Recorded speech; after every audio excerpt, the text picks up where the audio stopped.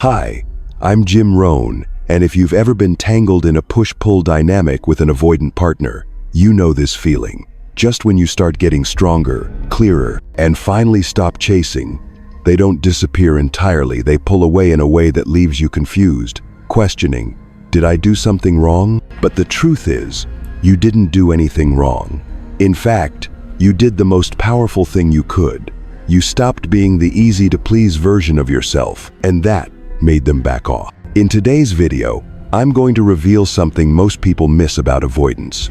When they sense you've become too strong, too emotionally independent, and no longer need their validation, they pull one last distancing move. Not to hurt you, but to test if they've really lost their grip. This isn't narcissistic manipulation. This is defensive distancing, and if you don't recognize it, you could end up sacrificing your healing just to keep someone who was never ready in the first place. I'll break down the signs of this strategic pullback, why it always comes when you're at your strongest, and how someone with a secure mindset would respond, protecting their emotional growth without falling back into the old loop. If you're on a healing journey, rebuilding your self-worth, and ready to step out of emotional confusion, don't miss this. Hit subscribe, turn on the notifications, and stay with me until the end. I promise, you'll see things more clearly than ever before. Let me be clear, an avoidant doesn't disappear because they don't care. They pull away because your strength triggers a fear they're not ready to face. You're not wrong for becoming clearer, for saying, I need consistency, or for drawing boundaries to protect your heart. But to the avoidant, every step you take toward emotional maturity is a reminder that they're not moving, and that makes them feel inadequate, exposed, even threatened. So they retreat, quietly, without drama. No explanations, just a slow fade, fewer texts, colder energy, longer silences. But here's what you need to know. That distance isn't a reaction to you, it's their attempt to regain emotional control. Avoidants fear losing control in relationships. They don't know how to stay and still feel safe. And when you no longer chase them, when you're grounded in yourself, that confidence disorients them. This is the moment you might feel tempted to soften your stance, loosen your boundaries, do something to pull them back. But this is also the moment you must stand your ground the most. Because right now, your self-respect is being tested, not just their readiness. They're watching you. Not because they don't care, but because they're trying to gauge, have they really changed? Or is this just a phase? And if you slide back into ambiguity, if you shrink just to restore connection, you silently confirm for them that their old dynamic still works, that they can still avoid responsibility while you adjust everything to keep the relationship afloat. But if you stay still, no chasing, no over-explaining, no emotional bargaining, something powerful happens. You send the message that you will not trade your emotional growth just to keep someone who's not ready. And that is something an avoidant doesn't know what to do with. They don't know how to handle someone who doesn't bend. Someone who respects themselves enough not to overfunction to be loved. You don't need to blow up, issue ultimatums, or posture toughness. You just need to stand firm in your clarity. That's what someone with secure roots would do. They don't fight to be loved, they choose not to play the confusion game. And it's exactly when you stop playing the old script, when you don't chase, don't de-escalate, don't soften to keep the peace, that you trigger the avoidant's deepest fear. They're not afraid of losing you. They're afraid of losing their defense mechanism. Avoidants build connection from a place of hidden anxiety and subtle control. They may like you, be attracted to you, even love you in their own way, but all of it only feels safe when they can manage the intensity. When you're waiting for texts, anxious to please, walking on eggshells, they feel in control. Because in that position, they never have to confront their own emotional vulnerability. But what happens when you stop clinging? When you begin to heal, regulate your emotions, and no longer depend on someone else to complete you, you unknowingly dismantle the shield they've used to stay in charge.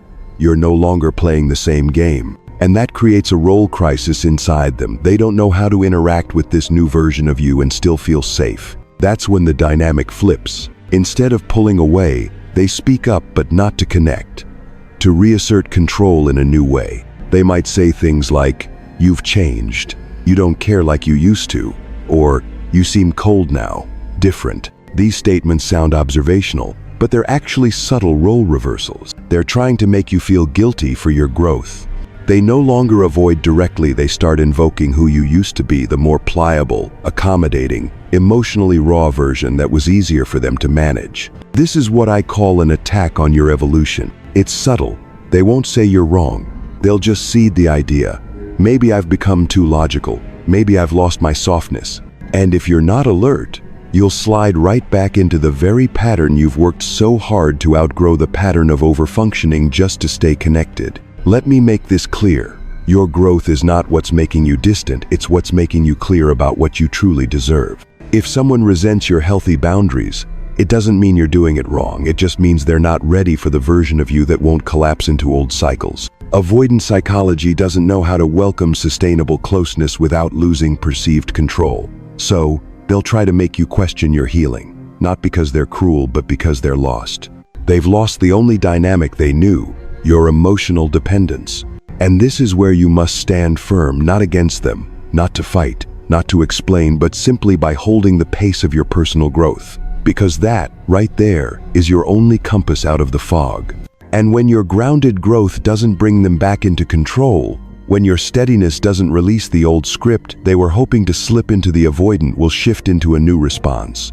They flip the narrative. No longer silent or distant, now they start speaking, but not to reconnect. They speak to invalidate your evolution.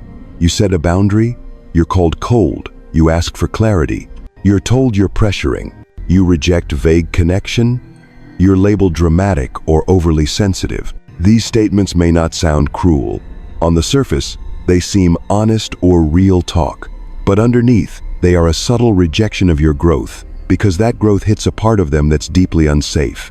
Avoidance often come from environments where emotional needs were unmet, and intimacy meant suffocation or loss of self. So when you show up asking for connection, clarity, and healthy boundaries, they don't see love, they see danger. Instead of facing that fear, they flip the roles, casting themselves as the overwhelmed one, and you as the demanding one. It's how they keep distance without admitting that closeness makes them uneasy. But this is where you must hold the line. Clarity is not pressure. Boundaries are not aggression, and the need for honest connection is never weakness. What once made you too much is exactly what keeps you sane now. If you're not grounded, you'll start doubting your progress. You'll think, maybe I am being rigid, maybe I've become too logical, maybe I need to soften for them to breathe again. But softening, in this context, isn't maturity, it's shrinking back into a past version of yourself to keep someone who still isn't ready. And the avoidant, even if they're not being malicious, won't stop there. If labeling you doesn't work, they'll start reminding you of who you used to be, the version they could connect with more easily. You'll hear, I miss how you used to laugh with me, or you were more relaxed before all this self-growth stuff. At first, these sound sweet, nostalgic, even regretful, but you must learn to read the emotional subtext. They don't miss you. They miss the controllable version of you. They don't long for the past because they loved you more. They long for it because back then, you hadn't yet drawn the lines that asked them to evolve. This is a defining moment. If you let those warm memories pull you back in, you'll fall into a familiar but dangerous trap, trading your progress for comfort, a comfort that once left you exhausted. A securely attached person sees through that. They may listen, they may empathize, but they don't regress. Because they know real love grows forward, it doesn't drag people backward. And when flipping the script, invoking nostalgia, or labeling you as too much, still doesn't work, the avoidant shifts to their final move. They become confused, unsure, or suddenly emotionally fragile right at the moment you're the strongest. Unlike the narcissist who creates loud chaos to reel you back in, the avoidant doesn't demand or dramatize. Instead, they leave behind a trail of soft, vague emotional fog. They say things like, I'm not sure I can love anyone, or everything's moving too fast, or I just don't know what I want right now. At first, these sound like confessions, raw, honest. But look closer, they're not invitations for deeper connection. They're subtle withdrawals dressed up as vulnerability. And the danger lies here. It doesn't attack your ego, it tugs at your empathy, your compassion, the deepest, kindest part of you. You were ready to move forward, but now, seeing them lost, you slow down. Not because you're weak, but because you care. You think, if I walk away now, Would that be heartless? And that's when you begin to doubt your clarity. You start thinking, maybe I should give it a little more time, or maybe I'm asking for too much. Before you know it, the grounded version of you steps into emotional fog where nothing is certain, and waiting becomes the default. But here's what you need to know. This vague retreat isn't a sign of emotional depth, it's avoidance of emotional responsibility. Emotionally mature people can say, I'm not ready, or I need space to understand myself. But avoidance won't. They don't step forward or walk away because either direction demands clarity they're not ready for. So instead, they leave the door slightly open, warm enough that you don't leave, cold enough that you don't fully come in. And if you're not careful, you'll fall into the trap of the suspended relationship where you no longer know what's being built, where you stand, or whether you should still wait. Why do they do this? Not to hurt you, but because they don't know any other way. They don't have a model for intimacy that doesn't cost them their autonomy. So when you become strong, when you know what you want and no longer tolerate confusion, they feel left behind. But instead of saying, I feel inadequate, they act lost just enough to make you feel responsible for pulling them back. But here's your truth. Your job is not to pull someone closer, it's to never abandon yourself to keep someone near. A securely rooted person doesn't see another's confusion as a reason to drop their own clarity. They can empathize, yes, but they don't sacrifice their boundaries. They know, if someone isn't ready to walk beside you, that's not a cue to turn around. It's a reminder to keep walking. And once you've navigated the silence, the ambiguity, the emotional fog, there's one final lesson that helps you walk steady. Don't see distance as a challenge. See it as a message. A secure person doesn't try to decode emotional withdrawal by doing more or proving their worth. They read the space clearly. This person isn't ready. That doesn't mean the avoidant is a bad person or that they set out to hurt you. But here's what you need to anchor. Innocent intent doesn't make painful impact disappear. Maybe they're just protecting themselves from intimacy. Maybe they don't know how to express vulnerability without retreat, but that doesn't mean you have to keep accepting less than you need: clarity, emotional safety, and consistent presence. In avoidant dynamics, the real danger isn't what they do, it's how you interpret it. You might see distance as a phase, silence as a sign of deep hurt, or their confusion as something that just needs love to fix. But sometimes, space doesn't carry hidden meaning, it is the answer. And if you've grown up believing love must be earned through effort, you'll fall into this emotional loop easily. Every time they pull away, you lean in. Every time they go quiet, you compensate with care. But that only creates a toxic dynamic where the burden to maintain connection always falls on you. Here's the truth. They may be reacting from old wounds, but that doesn't make their behavior healthy for a relationship. Someone can be sincere and still not mature enough to meet you where you are. And this is where real self-respect shows up. Not in anger, not in accusations, but in the clear, grounded decision to stop fighting for closeness in a place that doesn't have room for it. A securely rooted person doesn't engage in push-pull games. They observe actions over promises. They prioritize consistency over chemistry. And when someone can't step out of self-protection, they don't try to drag them forward, they step back. Not because they don't care, but because they care about themselves too much to stay in something that erodes their peace. That takes courage. It means walking away from someone you care about, not because you want to, but because you recognize that no connection, no matter how deep, can thrive without mutual readiness. This is the line that separates those who still live in their wounds from those who've chosen healing. When you walk away without needing them to clarify, when you stop waiting for them to figure it out, and instead decide you already know what you need and it's not present here, that's when distance loses its power over you. You see it, you name it, and you let it lead you to the truth. They're not ready. And that doesn't make you any less worthy. And this is where one of the greatest lessons in emotional maturity shows up: differentiated compassion. After recognizing that distance is not a challenge to fight, but a message to hear, you're left with a choice. How do I keep my heart soft without self-sacrifice? You may understand why they fear intimacy. You might see the wounds, the inner child that never felt safe, the adult who never learned to love without retreating. You recognize the terror of being engulfed, the fear of dependence, the panic that closeness brings up in them, and the kindest part of you wants to stay, to love them through it. to be patient. But you have to ask, am I being kind to them by being cruel to myself? Because this is what often happens. The more empathetic you are, the more you compromise. You excuse the ambiguity because they don't mean to hurt me. You accept less and less because they're learning to trust. Until one day, you realize you're in a relationship where clarity is absent and your own sense of worth is quietly fading. True compassion is not about staying silent so the other person doesn't feel pressured. It's the ability to see someone's fear and still not step away from what you deserve. It's saying, I know this is hard for you, but I can't abandon clarity to stay connected. Or, I understand you're unsure, but I won't stay in a space of ambiguity I once fought to heal from. This isn't coldness. This is mature kindness. The kind that knows love cannot thrive without emotional responsibility.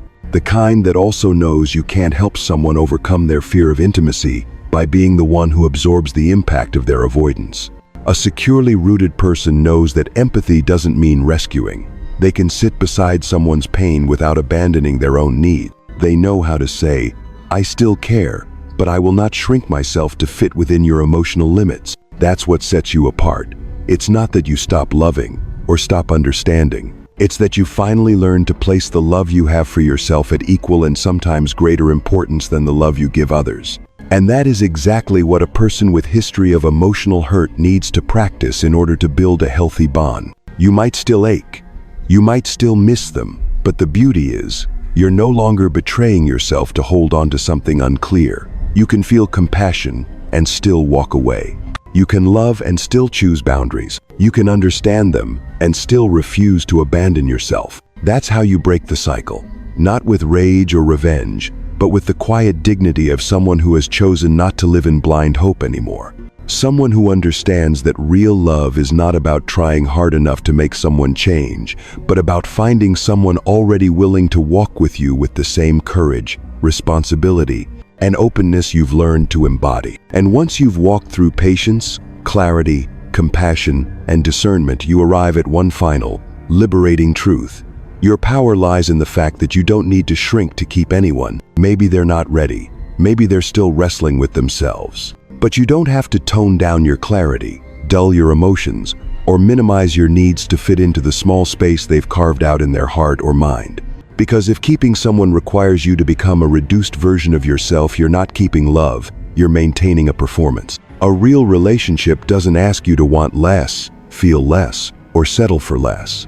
It asks you to be fully honest about who you are, and be willing to meet someone who can do the same. It's the meeting of two whole people, not the endless adjustments of one who's trying and another who's retreating. An avoidant might make you feel like your emotions are the issue, that your desire for connection, clarity, or depth is too much. But here's the truth. Their ambiguity is not a reflection of your worth, it's a reflection of their limits.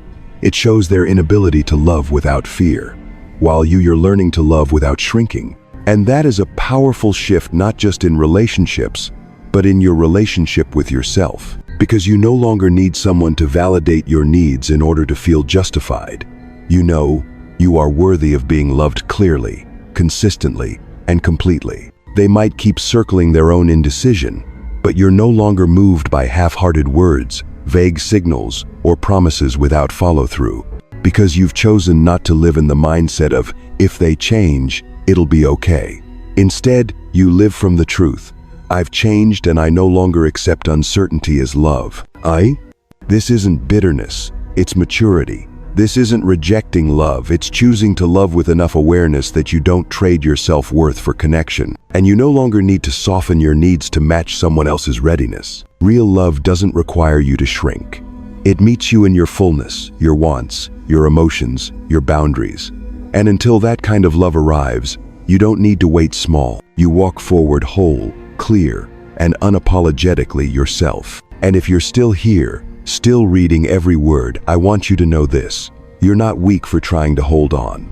You're just strong enough now to face the truth. And the truth is, loving someone who's not ready isn't love. It's the unconscious replay of an old wound. But you're waking up. You're choosing yourself. Don't measure your growth by whether they come back. Measure it by the peace you're finally cultivating inside. Remember, their silence doesn't lessen your worth. It only reveals what they're not ready to give. And you're learning to love without losing yourself. That's the kind of love the world needs more of, and you are the one bringing it. If something in this video resonated with you, please hit subscribe, turn on the notification bell, and drop a comment below. I want to hear your story, and I promise you're not alone on this journey. We don't need to shrink to be loved. We only need the courage to walk forward whole, awake, and unapologetically ourselves. See you in the next video.